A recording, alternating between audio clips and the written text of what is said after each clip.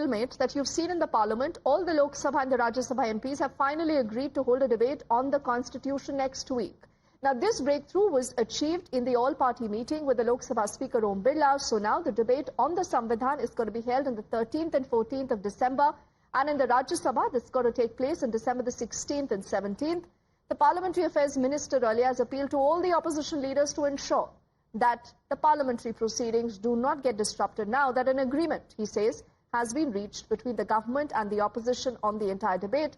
Sources also say that the Prime Minister could also intervene during this debate, and the opposition has been demanding discussions in both houses to mark the 75th anniversary of the adoption of the Constitution by the Constituent Assembly.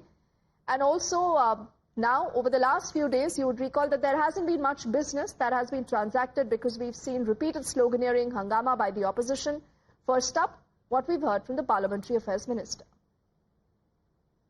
विपक्ष के ओर से भी कई demand रखे हैं और जो business advisory committee में संविधान पे चर्चा होने का प्रस्ताव था उसको सरकार ने मंजूरी दिया है।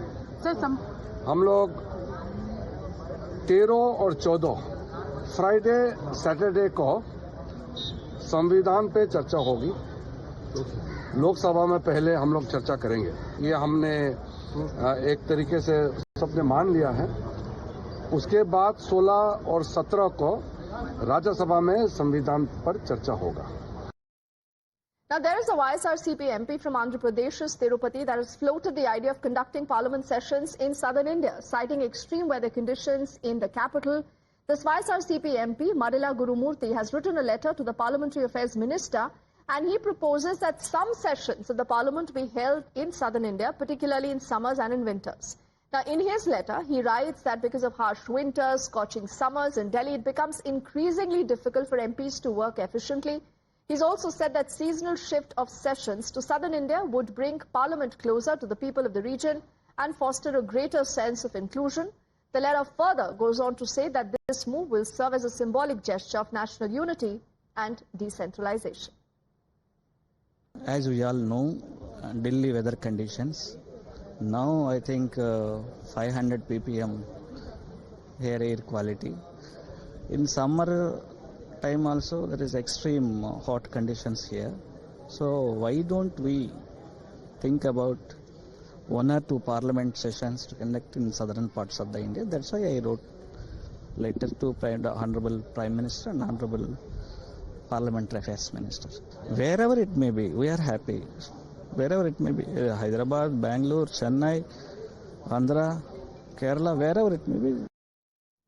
And this proposal already has sparked a debate, but there appears to be a divide within the Congress over the idea, with Congress leaders from southern India backing this proposal, but some from the north saying that this is nothing but laughable. I support the Member of Parliament from Tirupati, Mr. Gurumoorthy's suggestion. I think Parliament can definitely convene, if not twice, at least once in another part of India. That will bring our institutions closer to the people of India and will also bring in a better understanding and better national integration. The suggestion which has been given by Mr. Gurumoorthy, an MP of YSRCP, to consider conducting the Parliament session, especially during the winters or the summer in the southern states like Hyderabad, Bangalore, Chennai or Kerala, is a suggestion which can definitely be considered, especially considering the bad air quality during winters in Delhi or the extreme summer conditions in Delhi. ये बड़ा हास्यास्पद है कि आप parliament को आप चाहते हैं कि वो साउथ की तरफ शिफ्ट हो जाए। कभी कोई कह देगा इसको वेस्ट की तरफ शिफ्ट कर दो, कोई बोल देगा ईस्ट को शिफ्ट कर दो। ये पॉसिबल नहीं है और जो ये केवल सुर्खियों में आने के लिए बयान दिया गया है गुरुमूर्ति द्वारा। Now, interestingly, the Congress's ally, that is the DMK, went a step ahead. They've made a pitch for 2 capitals, one winter and one summer capital. Stalin's party has said that this move is going to be very good for federalism and will give symbolic representation to even people, he says, in the south. Ma'am, firstly and foremost, it's always been our idea to even to have the Supreme Court in Tamil Nadu, right? Because it's a very, very big country.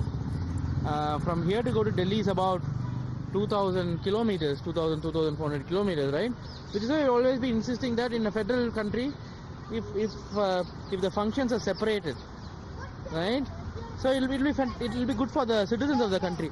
The pollution there is unpermissible level. Delhi is becoming, unfortunately, uninhabitable.